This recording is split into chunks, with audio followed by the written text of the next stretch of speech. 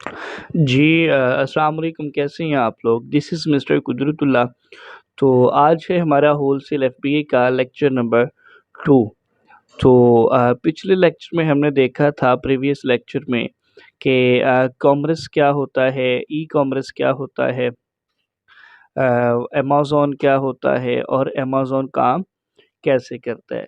तो जो हमारा आज का लेक्चर है उसमें हम देखेंगे कि एफबीए क्या होता है, एफबीएम क्या होता है, और जो अमेज़न का सबसे छोटा बिज़नेस मॉडल है ऑनलाइन आर्बिट्राज, इसकी एब्रीविएशन देखेंगे कि ऑनलाइन आर्बिट्राज क्या होता है। तो चलिए हम चलते हैं अपने टॉपिक की तरफ। फर्स्ट ऑफ ऑल हम देखते हैं कि एफबीए क्या है और एफबीएम क्या है।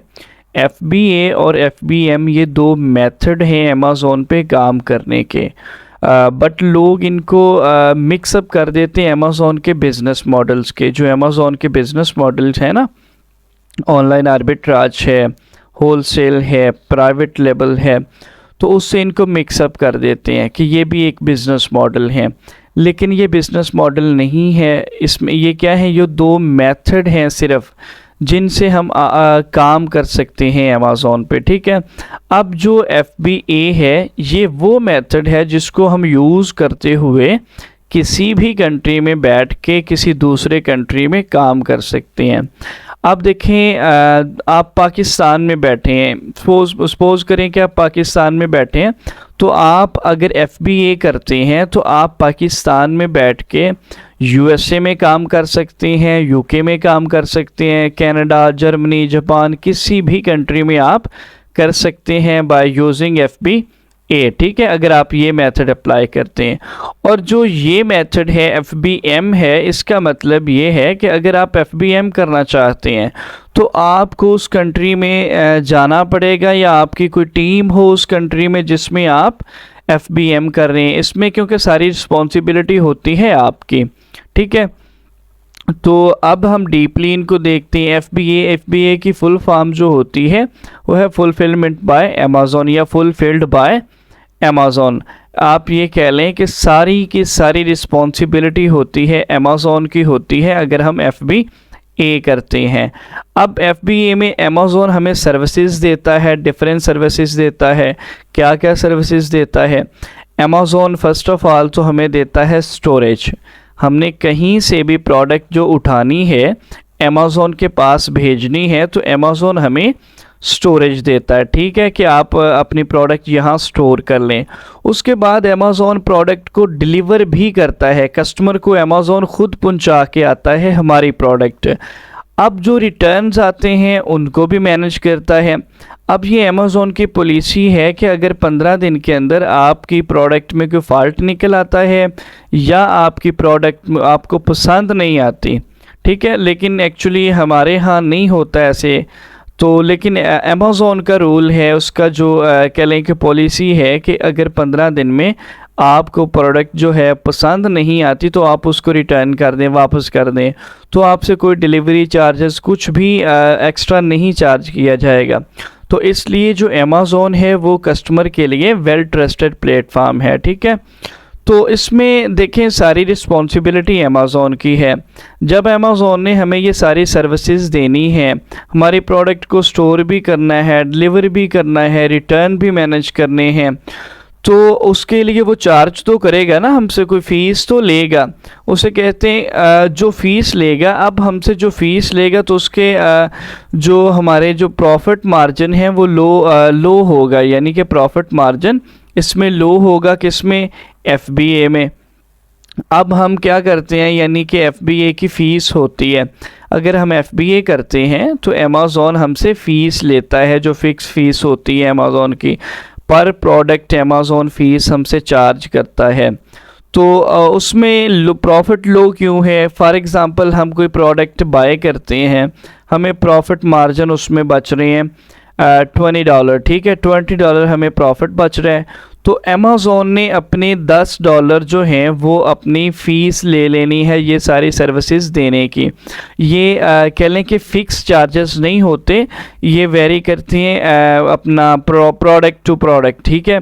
अगर किसी प्रोडक्ट का वेट ज़्यादा है तो मे बी उसके चार्जेस ज़्यादा हों, अगर किसी प्रोडक्ट की प्राइस ज़्यादा है तो तब भी उसके जो फ़ी है FBA की फ़ी वो ज़्यादा हो सकती है, ठीक है। जब अमेज़ॉन फ़ीस काटता है ना तो हमारा जो प्रॉफिट है वो लो बचता है, ठीक है, कम बचता है, ठीक है। इसलिए लोग कहते हैं कि मतलब कि FBA जो है उसको इसमें ये डिसएडवांटेज है कि इसमें प्रॉफिट हमारा लो बचता है, और कुछ लोग इसी वजह से नहीं करते।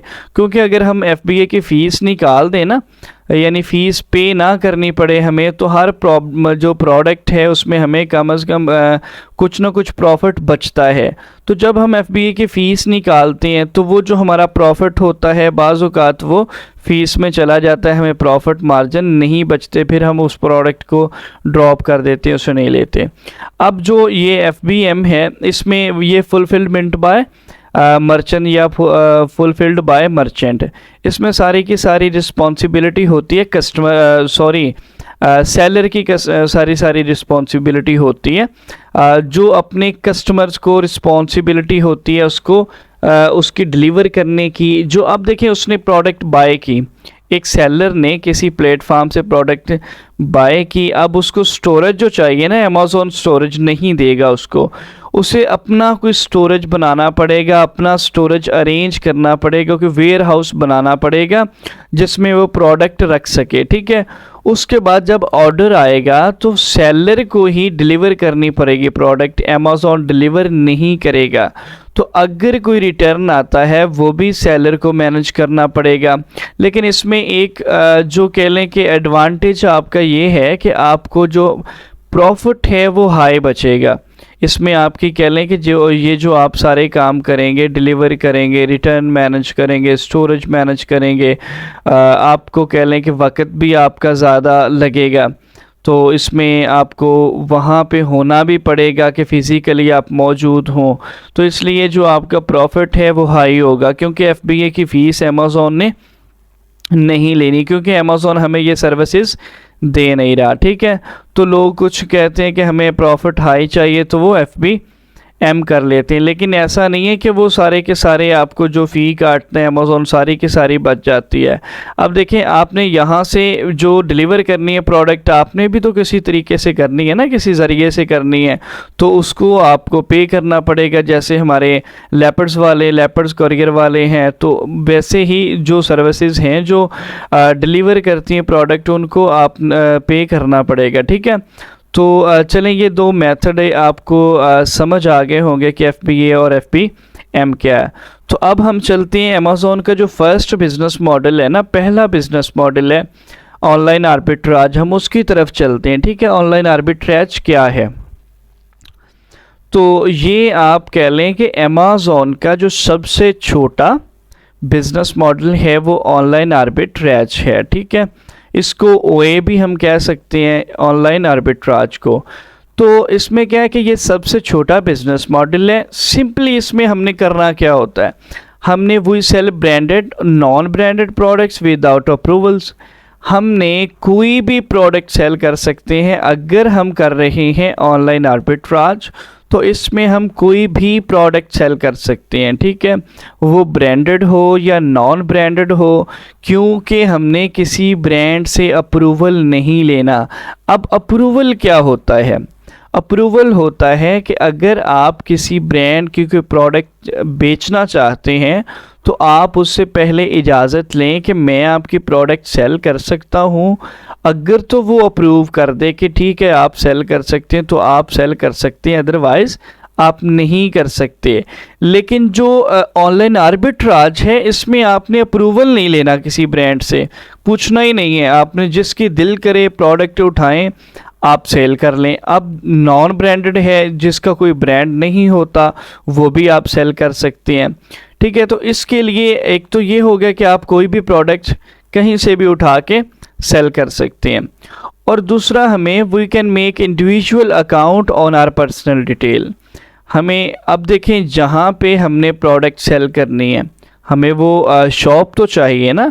वो शॉप मतलब ये कि हम अमेज़ॉन के साथ जो अकाउंट ओपन करते हैं, अकाउंट दो तरह के होते हैं, एक होता है प्रोफेशनल अकाउंट, एक होता है इंडिविजुअल अकाउंट। आप इंडिविजुअल जो अकाउंट है उस पर ऑनलाइन आर्बिट्राज कर सकते हैं।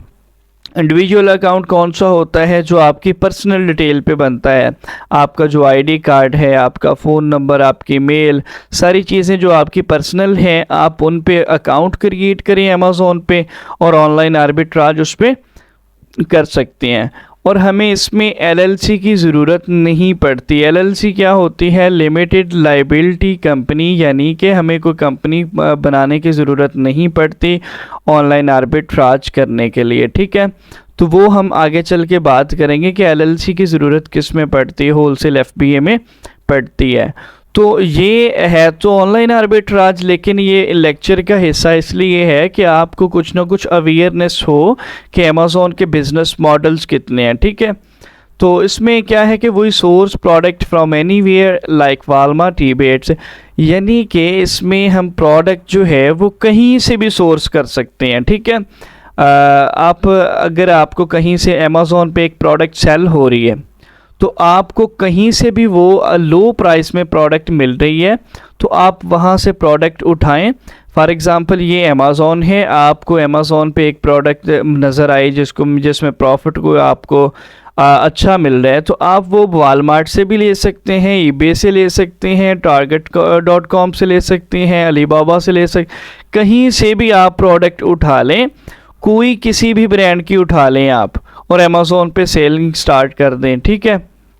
तो इसमें क्या है, ये टाइम कंज्यूमिंग भी नहीं है। ऐसा नहीं है कि आपको इससे प्रॉफिट बनाने में 2, 4, 10 माह लगेंगे, ऐसा नहीं है। ये पहले माह आप अपना प्रॉफिट स्टार्ट कर सकते हैं, ठीक है। आप 10-15 दिन में अपना, कह लें कि 15 दिन में क्यों, आप 1-2 दिन में अकाउंट बनाएं, उसके बाद आप प्रोडक्ट ढूंढें, प्रोडक्ट आपको मिल जाती है, प्रॉफिटेबल प्रोडक्ट आप लगाएं और सेलिंग स्टार्ट कर दें, ठीक है।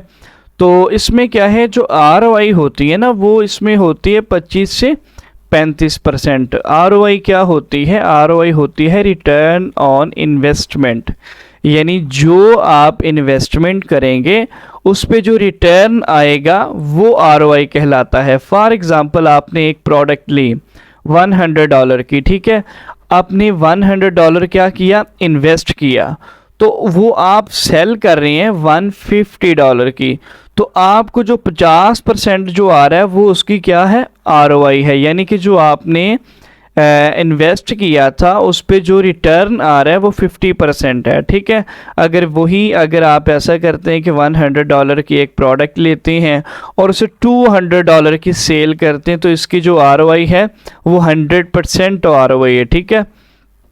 तो इसमें क्या है कि जो हमारा कह लें बजट है, बजट कितना होता है, ये मार्केट टू मार्केट वेरी करता है।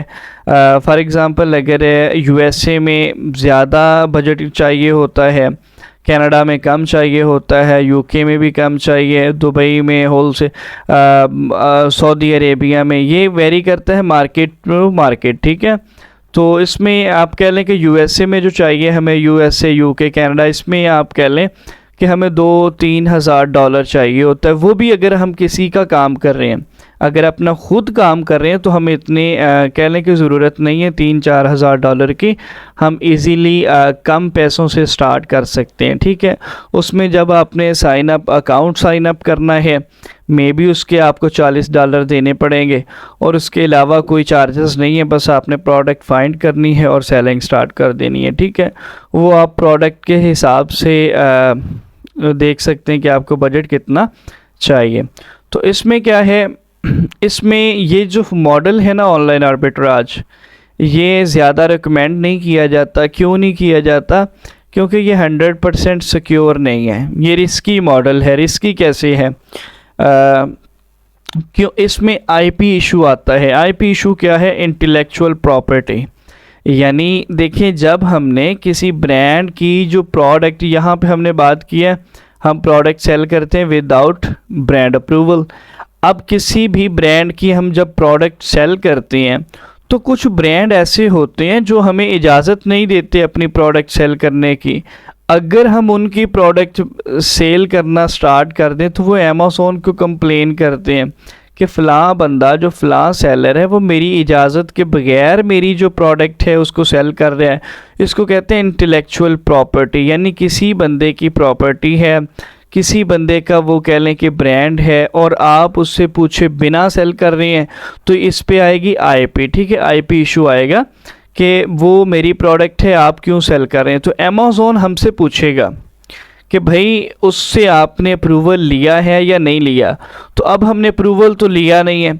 जब ही अमेज़ोन ने पूछ लिया अप्रूवल का, तब कह लें कि बस आपका अकाउंट जो है वो डीएक्टिवेट हो जाएगा। ठीक है, आपकी जितनी भी सेल है जो भी है वो लॉस हो जाएगा आपको। तो इसमें क्योंकि आपको बनाने में इसके ज़्यादा आपको इन्वेस्टमेंट की ज़रूरत नहीं होती, क्योंकि कंपनी नहीं बनानी होती। और लोग करते क्यों हैं? क्योंकि इसमें प्रॉफिट मार्जिन अच्छे आ रहे हैं। प्रॉफिट मार्जिन अच्छे क्यों आते हैं कि एक जो प्रोडक्ट है आपने कहीं से भी सोर्स कर लेनी है। ठीक है, आपको अमेज़ोन पे एक अगर $100 की सेल हो रही है ना प्रोडक्ट, तो आपने वालमार्ट से अगर आपको वो मिल रही है $40 की, आप यहाँ से ले लेंगे। अगर ईबे पे मिल रही है आपको $20 की, आप यहाँ से ले लेंगे। यहाँ से आपको मिल रही है $10 की, आप यहाँ से ले लेंगे। यानी कि कोई पाबंदी नहीं है कि आपने यहीं से सोर्स करनी है। और दूसरा जो होलसेल उसमें होता है कि हमने उसके ब्रांड से सोर्स करनी है। ठीक है, इससे ब्रांड से हमने अप्रूवल नहीं लेना, तो इसलिए हम कहीं से भी सोर्स कर सकते हैं, कोई भी प्रोडक्ट जो है उसको सेल कर सकते हैं। और जो इशू है सिर्फ आईपी का इशू आता है इसमें, इंटेलेक्चुअल प्रॉपर्टी का वो। लेकिन इससे बचने के लिए हम क्या करते हैं, आईपी इशू को देखने के लिए कि इंटेलेक्चुअल प्रॉपर्टी क्या ये जो ब्रांड है ये अपनी प्रोडक्ट सेल करने दे रहा है या नहीं दे रहा, उसको भी हम पहले देखते हैं ताकि हम आईपी से बच सकें। अब देखें, अगर 100% जो रिस्क होगा तो कोई बंदा भी नहीं करना चाहेगा बिजनेस, इस बिज़नेस मॉडल को।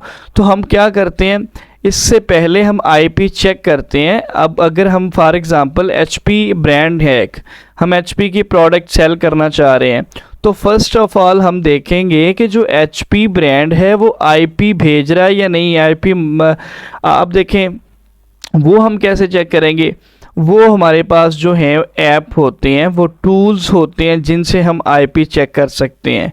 प्रोडक्ट बाय करने से पहले हम चेक कर सकते हैं कि ये जो ब्रांड है वो आईपी मार रहा है या नहीं मार रहा है, यानी कि आईपी भेज रहा है या नहीं, कि मेरी प्रॉपर्टी अपनी प्रोडक्ट सेल करने दे रहा है या नहीं दे रहा। ठीक है, जब हम चेक करते हैं, बिल्कुल डीपली चेक करते हैं, अगर तो वो नहीं दे रहा आईपी, ठीक है, तो फिर आप उसकी प्रोडक्ट सेल करते हैं, अदरवाइज़ आप नहीं सेल करते। या आप नॉन ब्रांडेड प्रोडक्ट सेल कर सकते हैं जिनका कोई ब्रांड होता ही नहीं है।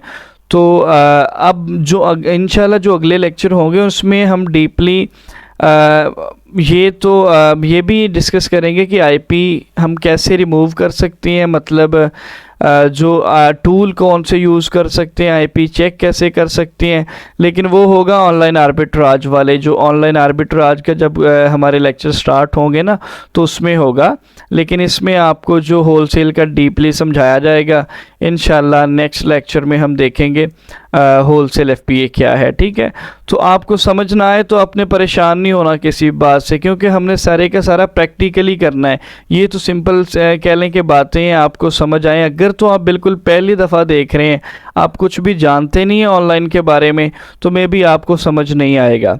ठीक है, तो जब हम प्रैक्टिकल करेंगे ना तो आपको सारी 1 बाय 1 सारी चीज़ें समझ आ जाएंगी। ठीक है, ओके जी, अल्लाह हाफिज़, अपना ख्याल रखिए।